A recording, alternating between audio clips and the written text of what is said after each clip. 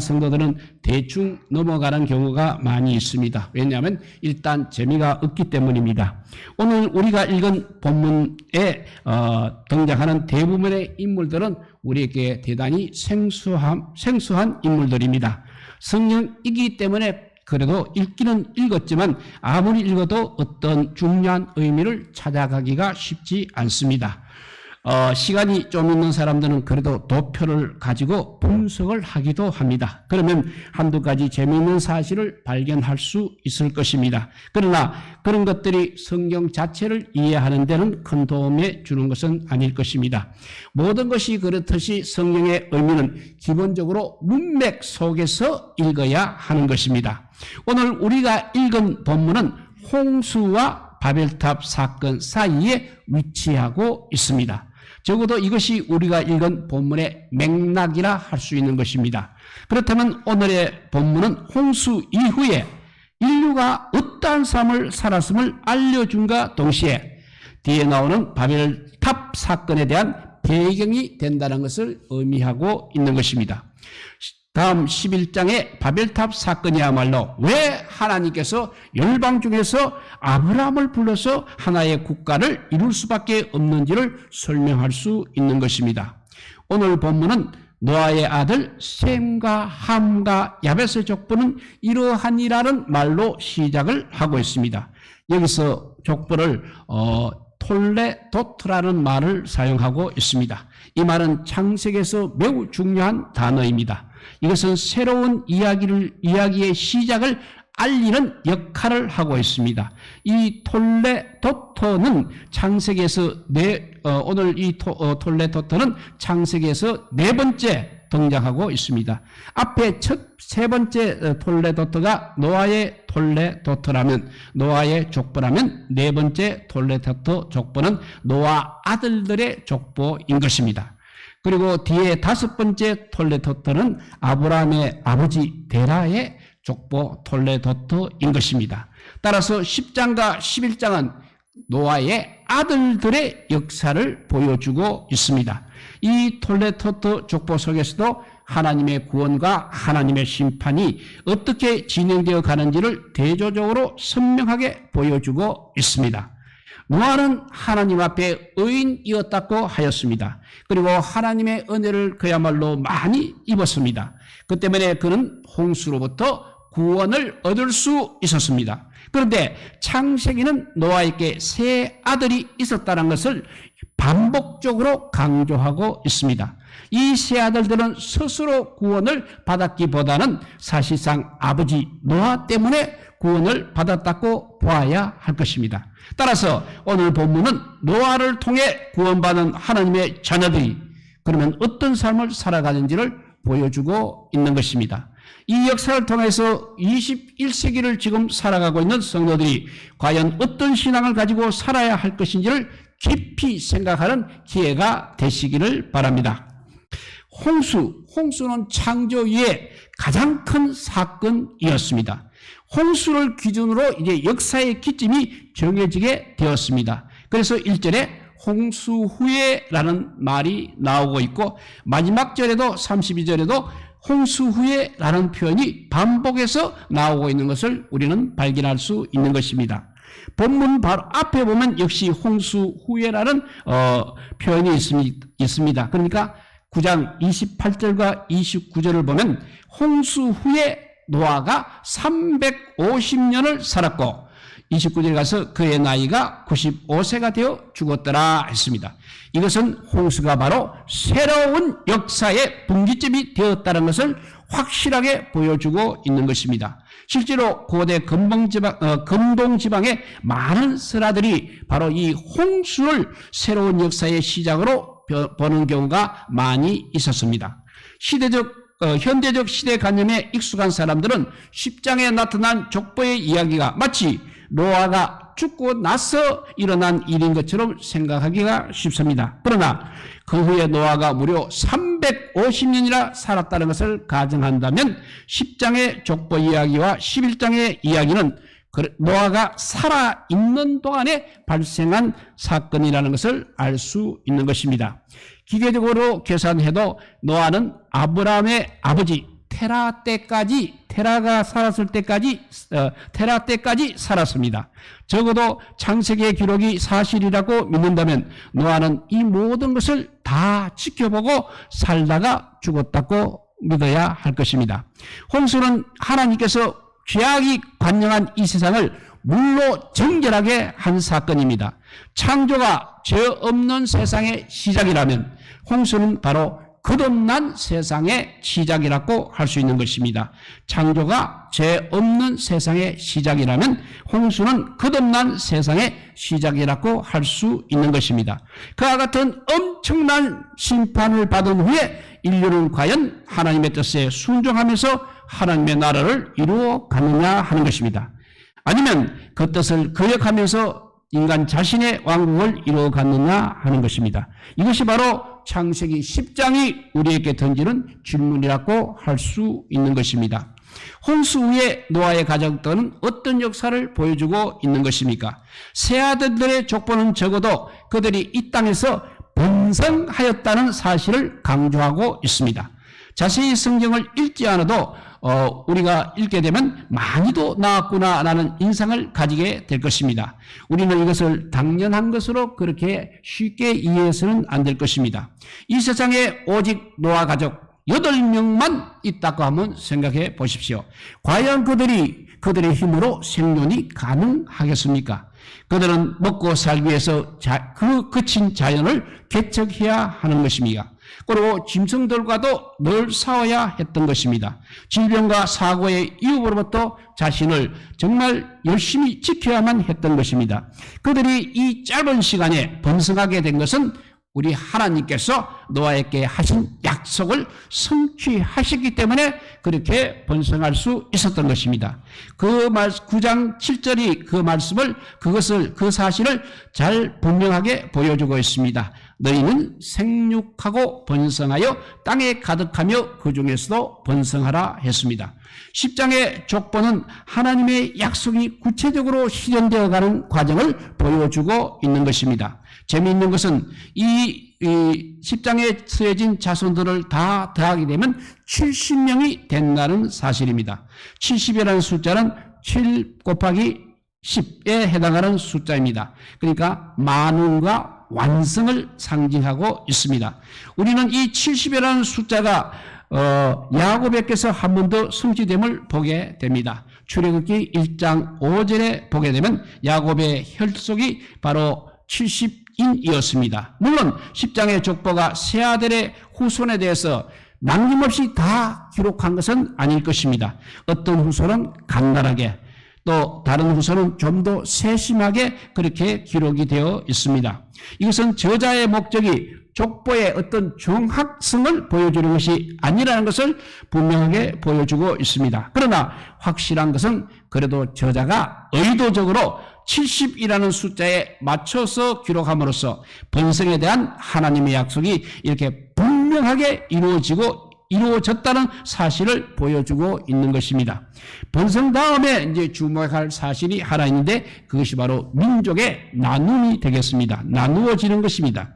10장의 세 아들의 족보는 각각 거의 비슷한 다음 문구로 마치고 있는 것입니다. 이들로부터 여러 나라와 여러 백성으로 나누어서 각기 언어와 종족과 나라대로라고 했습니다.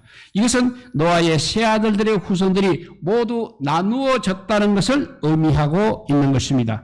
홍수 이전에는 많은 사람들이 여러 곳에 흩어져 살고 있었지만 나누어지지는 않았습니다.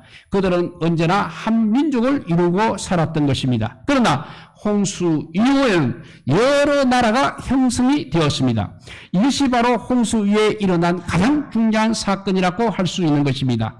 바로 다음 장 11장에 나타나는 바벨탑 사건은 왜 나라들이 나누어질 수밖에 없었는지를 잘 보여주고 있는 것입니다. 셈의 족보는 세상이 언제 나누어졌는지 구체적으로 명시하고 있습니다. 25절에 보면 셈의 정소자인 에벨이 두 아들을 낳았습니다. 하나는 벨렉이고 하나는 욕단입니다. 그때 세상이 나누어졌다고 되어 있습니다. 10장에는 이제 욕단의 후손들만 명기되어 있고 벨렉의 후손은 이제 11장에 기록이 되어 있습니다. 노아와 아담까지가 10대입니다. 그런데 그 중에 벨렉을 중심으로 이제 둘로 나눌 수 있다는 것입니다. 바벨탑 사건은 이렇게 노아와 아브람의 중간 시대에 일어난 사건이 되겠습니다. 10장의 족보가 이제 독자들에게 가장 분명하게 전달하고자 하는 메시지는 죄의 뿌리가 여전히 우리 인간 속에 남아 있다는 사실입니다. 그것이 구스의 아들 니므롯이라는 인물을 통해서 전달되고 있습니다. 10장에는 대부분 사람 이름만 나열되어 있습니다. 벨렉을 제외하고는 유일하게 니므롯에 대한 이야기가 자세하게 기술이 되어 있습니다. 니므롯은 구스의 아들 함의 손자입니다. 또 세상에 처음 영글이라고 했고 여호와 앞에 특이한 사냥꾼이라고 했고 니누에 너호보딜 갈라와 레센이라는 큰 성을 건축하였다고 했습니다. 여기서 영글이라는 말은 용사 혹은 힘센 사람이란 뜻이 되겠습니다. 이 단어는 창세기 6장에 나온 네피림을 묘사하는 데 사용이 되었습니다. 그러면 네피림은 어떤 사람이었습니까?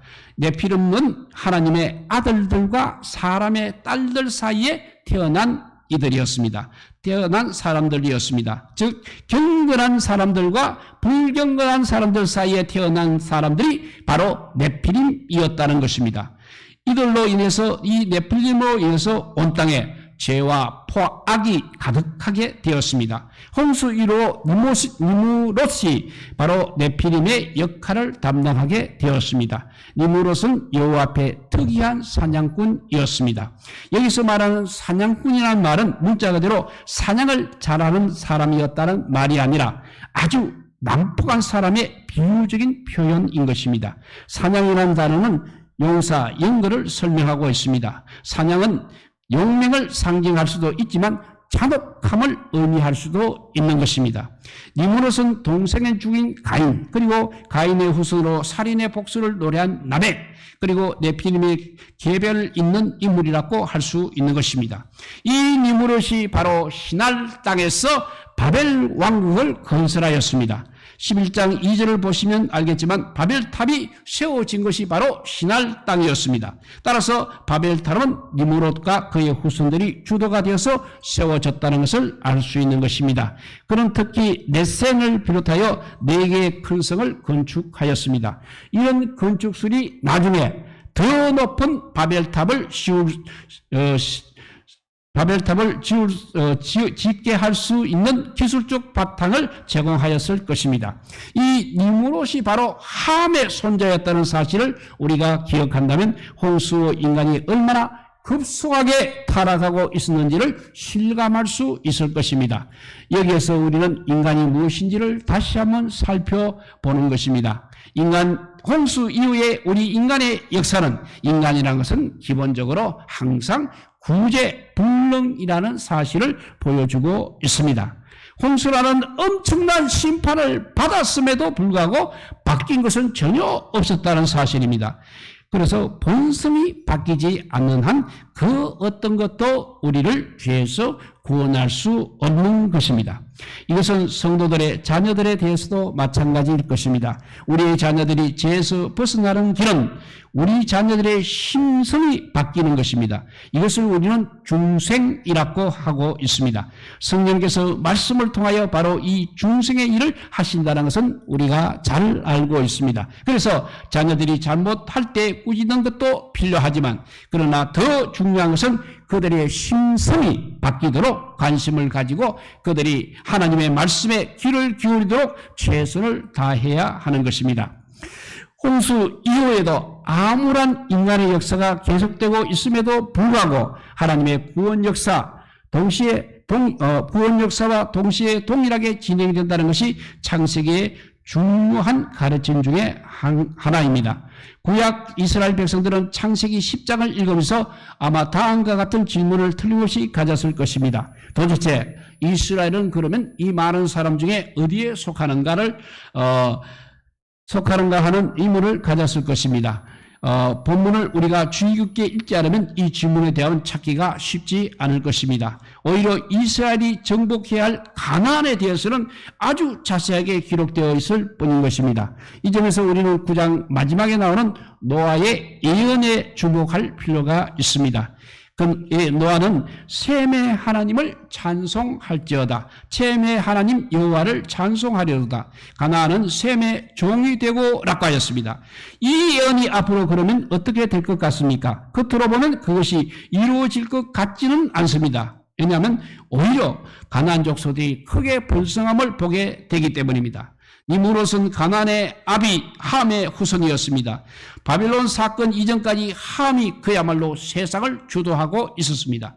그러면 셈은 어떻게 되었습니까? 21절에 보면 에벨 온 자손의 조상이라고 그렇게 소개하고 있습니다. 문자적으로 에벨은 셈의 정손자인 것입니다. 에벨은 많은 아들들과 손자를 두었음에도 불구하고 에벨 온 자손의 조상이라고 불렀습니다. 이것은 셈에 약속된 언약의 복이 이제 에벨을 통해서 이어진다는 것을 보여주고 있는 것입니다. 에벨은 자기 아들의 이름을 벨렉, 나눔이라고 지으면서 하나님께서 세상을 나누었다는 사실을 증거하고 있습니다. 이제 말씀을 한번 정리해보면 우리는 오늘 노아의 아들들의 족보를 살펴보았습니다. 그래서 거기서 우리는 몇 가지 교훈들을 정리해 보고자 합니다. 우리가 섬기는 하나님은 온 열방의 하나님이십니다. 이것은 그 당시 신을 한 지역이나 한 나라의 신이라고 생각했던 것과는 근본적으로 다른 것입니다. 우리가 섬기는 하나님이 이런 하나님이라면 우리도 역시 열방에 대한 관심을 가져야 할 것입니다. 이것은 바로 세계 선교에 대한 관심으로 확장이 되어야 한다는 것입니다. 우리 대한민국을 지나치게 과대평가하는 수구적인 생각은 성경에서 설 자리가 없어지는 것입니다. 하나님께서 우리를 한국에 나게 하셨기 때문에 우리나라를 사랑해야 하겠습니다. 그렇지만 한국을 세계 속에서 그냥 특별한 민족으로 생각하는 것은 또 비성경적인 생각이 되는 것입니다. 비록 하나님께서는 온 세상의 창조주이시고 온 인류를 번성케 하시고 그들을 다스리지만 그럼에도 불구하고 하나님의 약속은 자신의 선택된 자들에게 항상 집중하고 있다는 것을 우리가 반드시 기억해야 하는 것입니다. 노아의 하나님은 셈의 하나님으로 부르게 되었습니다. 셈은 또 에벨 온 자손들의 아비가 되었습니다. 이 에벨의 후손에게서 아브라함이 이제 태어나게 되는 것입니다. 그렇다면 우리는 이것을 어떻게 적용해야 하는 것입니까? 우리의 자녀들 중에 어떤 사람은 선택되고 어떤 사람은 선택되지 않을 것이라는 생각을 해야 하는 것입니까? 그렇지는 않습니다. 하나님의 선택은 예수 그리스도를 통하여서 완성되었기 때문입니다. 마태복음 1장에 나오는 족보에 따르면 예수님은 아브라함의 후손이 되는 것입니다. 궁극적으로 예수님께 속한 사람들, 즉 예수 그리스도를 진정으로 영접한 사람들이 바로 약속의 자녀들인 것입니다.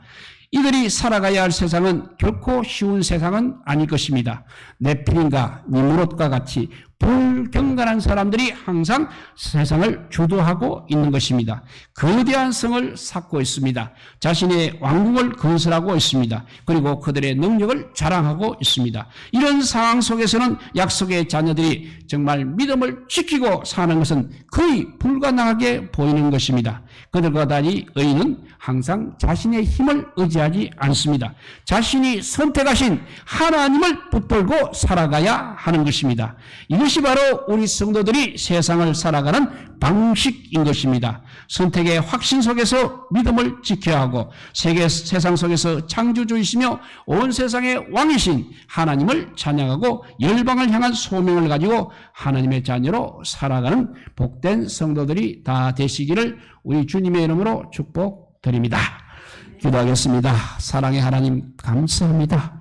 이 포악한 세상 속에서 정말 말세지말의 세상 속에서 온갖 전염병이 우리를 괴롭히는 이 세상 속에서 그래도 선택된 하나님의 자손이라는 하나님의 아들, 딸이라는 자존심을 가지고 오늘도 아버지 주님 전에 나와서 예배하는 우리 모든 성도들 위해 한량없는 은혜를 내려주시기를 간절히 비옵나이다.